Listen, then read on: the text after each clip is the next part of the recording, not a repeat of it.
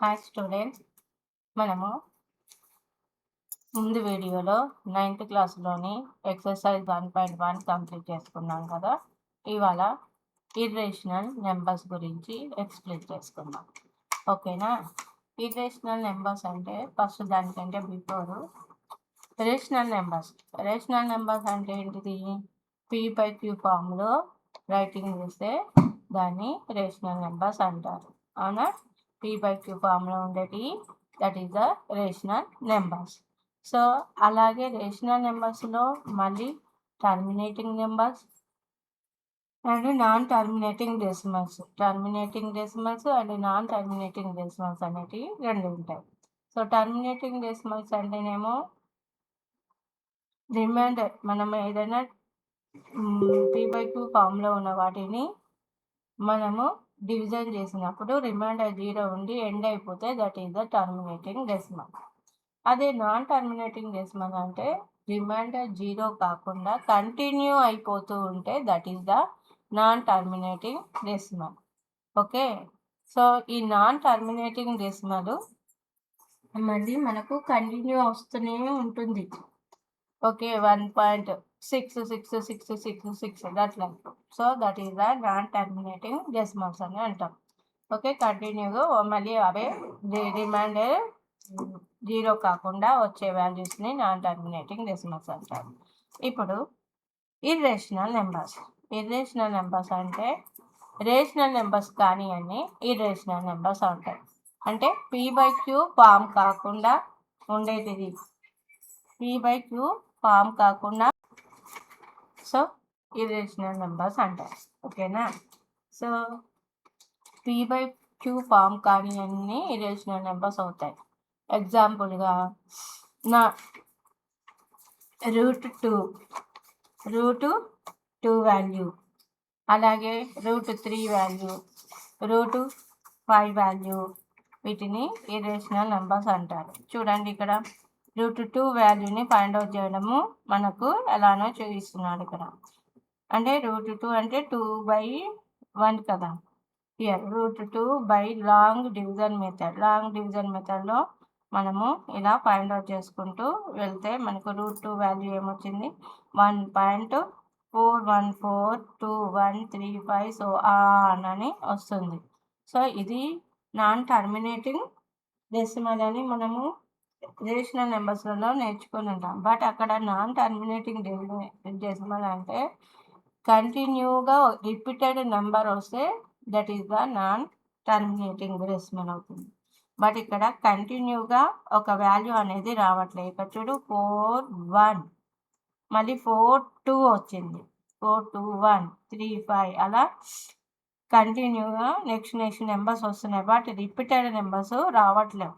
So ఇలా repeated numbers రాకుండా అవి ఎండ్ కాకుండా ఉండే వాటినే ఇర్రేషనల్ నెంబర్స్ అంటారు. వీటినే P/Q ఫామ్ కాదు, మిగతా రిమైనింగ్ ఉండేది ఇర్రేషనల్ నెంబర్ అవుతుంది. సో P/Q ఫామ్లో రాయకుండా ఉండే వాల్యూస్ అని. Okay, so this is the root 2 value. Root 2 value ఎంత? 1.4142135 సో ఆన్. సో దీన్నే షార్ట్కట్గా 1.414 అని కూడా రాయొచ్చు. ఓకే, సో నెక్స్ట్ ఇక్కడ బాక్స్ ఈ ఇర్రేషనల్ నెంబర్స్ని ఎవరు ఫైండ్ అవుట్ చేశారు అని కూడా ఇక్కడ మనకి ఇచ్చాడు పేజ్ నెంబర్ 70లో. ఒకసారి చూద్దాం ఇది ఇక్కడ. So far we have observed that the decimal number is either terminated or non-terminating repeated decimal, which can be expressed in P/Q form. These are known as a rational numbers. Okay, rational numbers అనేటివి terminating and non terminating వాల్యూస్లలో ఉంటుంది. Okay, next but decimal number for root 2 is non-terminating and non-requiring decimal. Non-terminating వాల్యూనే, but దాంట్లో requiring అంటే రిపీటెడ్గా value అనేది ఉండదు. రిపీటెడ్గా వాల్యూ అనేది ఉండకుండా ఉండేదాన్ని మనము ఇర్రేషనల్ నెంబర్ అని అంటాం. Can you represented this root 2 = 1.414213. Using bar. ఇక్కడ మనం బార్ యూజ్ చేయడానికి ఉందా దీంట్లో? లేదు. కాబట్టి ఇది మనకు ఇర్రేషనల్ నెంబర్ అవుతుంది. నౌ వీ కెనాట్, ఓకే, దాన్ని మనము బార్ లాగా రైటింగ్ చేయలేం. Sorry. These type of numbers are called irrational numbers. Okay, these type of numbers are called irrational numbers. So non-terminating decimal లోనే మనకు 2 types ఉంటాయి. రిపీటెడ్గా వచ్చేదేమో that is non terminating and repeated value. Non terminating వాల్యూస్లో repeated రాకుండా ఉండే value that is the irrational number. Okay, so they cannot be represented in P by Q form, where P comma Q are integers and Q not is equal to 0. That is root 2 not is equal to P by Q. Root 2 ను P by Q form లో రాయలేము మనం. Not is equal to P by Q. So P by Q form లో రాయలేము. For an integers P and Q, Q not is equal to 0. So అలాగే root 3 value 1.732050 ఇలా వస్తుంది. దీన్ని division చేసినప్పుడు division మెథడ్లో, long division మెథడ్లో చేసినప్పుడు. అలాగే రూట్ 5 వాల్యూ 2.236067 అలా కంటిన్యూ అవుతూ ఉంటుంది. So these are non terminating and non requiring decimals. Okay, these are known as irrational numbers and are denoted by SRQ. 1. మనము రేషనల్ నెంబర్స్ని దేనితోటి మనం దాన్ని చూపిస్తాము అంటే క్యూతో చూపిస్తాము. ఇది ఇర్రేషనల్ నెంబర్స్ని క్యూ డాష్ తోటి మనము చూపిస్తాము. నేను Q dash R S. Okay, example ఇక్కడ మళ్ళీ తర్వాత ఇక్కడ ఈ ఇర్రేషనల్ నెంబర్స్ని ఎవరు ఫైండ్ అవుట్ చేశారో అనేది మనకు ఇక్కడ ఇచ్చారు. In 5th century BC the Pythagoras in grace. So 5th centuryకి చెందిన అతను పైథాగరస్ అనే అతను ఈ 5th century అతను ఈ ఇర్రేషనల్ నెంబర్స్ గురించి ఫైండ్ అవుట్ చేశారన్నమాట. The followers of the famous mathematician and philosophers Pythagoras were the first to discover the numbers which were not rationals. These numbers are called irrational numbers. Okay, so Pythagoras అనే అతను grace చెందిన అతను ఏం చేశాడు 5th centuryలో ఈ irrational numbers మీద so much అంటే చాలా ప్రయోగాలు చేసి అప్పుడు ఇర్రేషనల్ నెంబర్స్ని ఫైండ్ అవుట్ చేశారు. వాళ్ళ ఉంటారు కదా అతనిది కింద ఉండేవాళ్ళు కూడా, అతని స్టూడెంట్స్ కూడా ఈ ఇర్రేషనల్ నెంబర్స్ మీద చాలా చేశారన్నట్టు. The Pythagoreans proved that root 2 is irrational number. Later Theodorus of Cyrene showed that root 3, root 5, root 6, root 10, root 11, root 12, root 13, root 14, root 15 and root 17 are also irrational numbers అని చెప్పారు. తర్వాత ఎవరు తర్వాత థియోడరస్ of సైడన్ అనే అతను root 3 నుంచి ఈ values అన్నిటిని ఇర్రేషనల్ నెంబర్స్ అని తను ఫైండ్ అవుట్ చేశాడన్నమాట. There is a differences of irrationals is calculation of square roots in సులభ సూత్ర. ఓకే, ఈ ఇర్రేషనల్ నెంబర్స్ని క్యాలిక్యులేషన్ చేస్తారు కదా, దాన్ని దేనితో క్యాలిక్యులేషన్ చేస్తారు స్క్వేర్ రూట్స్లో. సులభ సూత్ర అని మనకు ఒకటి ఉంటుంది, దాంతో మనము ఈ స్క్వేర్ రూట్స్ని ఫైండ్ అవుట్ చేయడము, ఇర్రేషనల్ నెంబర్స్ని ఫైండ్ అవుట్ చేయడం అనేది క్యాలిక్యులేషన్ చేయడము మనకు ఉంటుంది అన్నట్టు.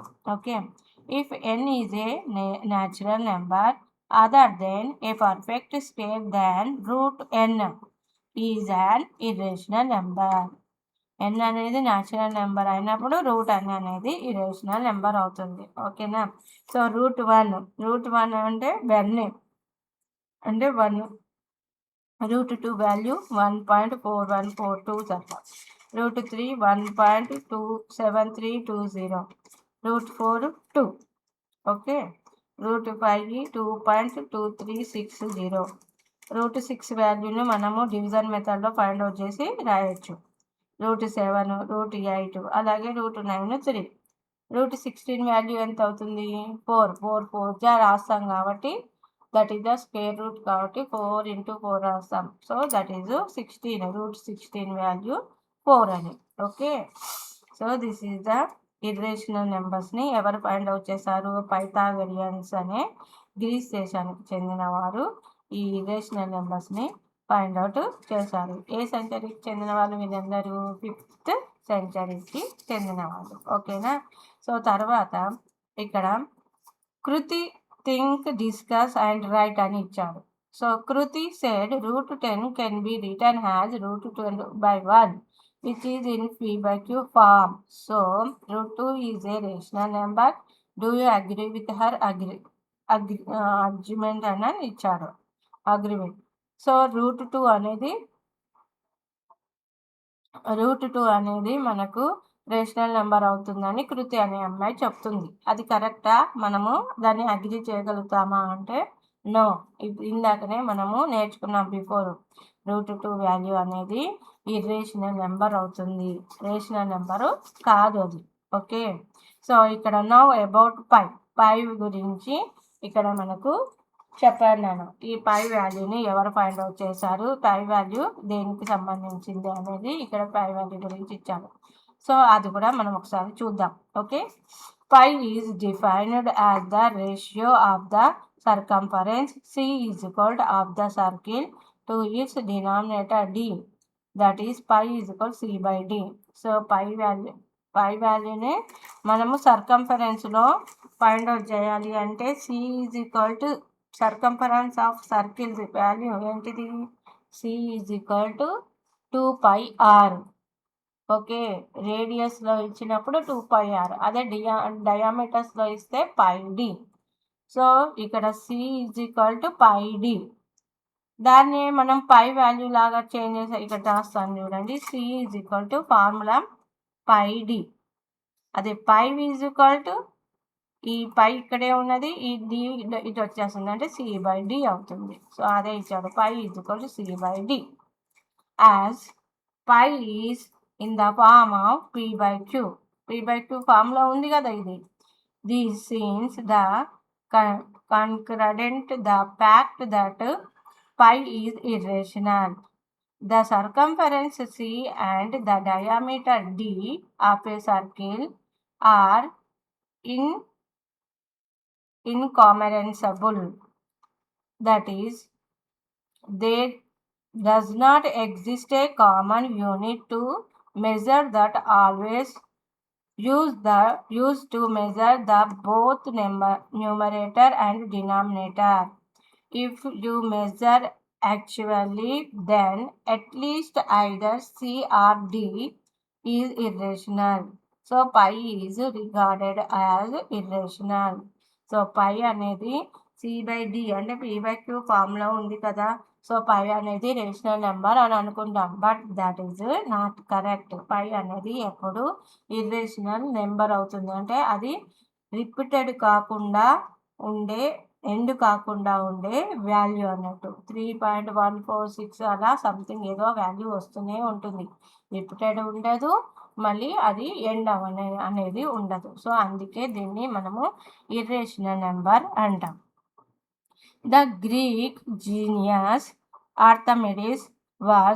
ఆర్థమెటిక్ అనే అతను was the first to compute the value of pi.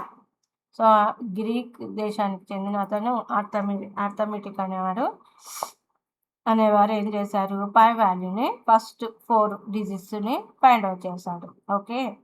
He showed that the value of pi lie between 3.140845 and 3.142857. So ఈ రెండింటి మిడిల్లో ఈ పై వాల్యూ అనేది ఉంటుంది అని ఎవరు చెప్పారు? ఆర్థమెటిక్ అనే అతను చెప్పాడు. ఓకే. అది ఈ పై వాల్యూ గురించి. మళ్ళీ అదే పై వాల్యూని ఆర్యభట్ట అనే అతను కూడా దాని మీద చాలా ప్రయోగాలు చేసి ఇతను ఆర్యభట్ట ఏ ఏ ఇయర్లో ఉన్నాడు అంటే 476 550 ఏడికి చెందినవాడు అన్నట్టు. The great Indian mathematician and astronomer. So ఇతను గ్రేట్ ఇండియన్ మ్యాథమెటిషియన్. ఈయనేమో గ్రీక్ జీనియస్ అతను. ఈయనేమో మన ఇండియాకి చెందిన అతను ఆర్యభట్ట అని అతను. And astronomer found the value of pi correctly up to 4 decimal places. ఏదైనా కరెక్ట్గా ఎగ్జాక్ట్లీగా 4 డెసిమల్ వాల్యూస్ని ఫైండ్ అవుట్ చేశాడు. ఏంటిది అది 3.141516 అని. Okay, using high speed computers. ఈ పై వాల్యూని మనకు ఎక్కడ కంప్యూటర్స్లో కూడా యూజ్ చేశారు. Okay, computers and advanced algorithms. Pi has been computed to over 1.24 trillion decimal places. So కంప్యూటర్లో దీన్ని ఈ పై వాల్యూని యూజ్ చేశారు. అన్ని 1.24 ట్రిలియన్ డెసిమల్ ప్లేసెస్ వరకు యూజ్ చేసుకొని మనకు కంప్యూటర్లో మన వాల్యూస్ని యూజ్ చేశారన్నట్టు. సో చూడండి, పై వాల్యూ 3.14 ఇంత పెద్ద వాల్యూ ఉంటుంది. The decimal expression of pi is non terminating, non requiring. So this is non terminating value. So pi is a irrational number. Okay, so అది ఎక్కడ కూడా మనకు చేస్తూ ఉంటే అసలు రిపీటెడ్ వాల్యూ అనేది రాదు, అదే కంటిన్యూ అవుతూనే ఉంటుంది. So this is non requiring. So pi is a irrational number. Note that we often take 22 as an approximate value of pi, but pi not is equal to 22. మనం approximately పై value ఏంటిది అంటే 22/7 అని చెప్తాం, but that is not correct. అది 22/7 అనేది correct కాదు, కానీ మనము ఆ విధంగా చెప్తాము 22/7. Okay, so we celebrate March 14th as pi day. మనం పై డేని ఎప్పుడు సెలబ్రేట్ చేసుకుంటాం అంటే March 14th, since it is 3.14 as pi is equal to 3.14159. So ఇలా కంటిన్యూ అవుతూ ఉంటుంది కదా పై వాల్యూ. సో దాన్నే మనము షార్ట్కట్గా 3.14 కూడా రాస్తాము. ఎక్కడైనా సమ్స్ చేస్తున్నాము అంటే అంత బిగ్గా రాయకుండా ఓన్లీ ఈ 3 డిజిట్స్ మాత్రమే తీసుకుంటాం, 3.14 అని తీసుకుంటాం. What a considers Albert Einstein was born on March 14th, 1879. So pi day March 14th చేసుకుంటాం. అలాగే ఆల్బర్ట్ ఐన్స్టీన్ కూడా ఆ రోజే అతను పుట్టిండన్నట్టు March 14th అండ్ 1879లో అతను తన బర్త్ అయింది అని చెప్తున్నాను. So pi day and Albert Einstein birthday కూడా అదే రోజు. ఓకేనా, so this is the pi value గురించి ఇది. సో ఇది ఇంపార్టెంట్ నాన్న, అందుకే ఒకసారి మీకు రీడింగ్ చేసి చెప్పాను. ఓకే, ఇది కూడా మనకు important. Next try this. Find the value of √3 up to 6 decimals by long division method. So దీన్ని మనము నెక్స్ట్ వీడియోలో ఎక్స్ప్లెయిన్ చేస్తాను నాన్న. సో ఇప్పటికీ ఈ వీడియో కంప్లీట్ అయ్యింది. నెక్స్ట్ వీడియోలో ట్రై దిస్ గురించి ఎక్స్ప్లెయిన్ చేస్తాను. Thank you.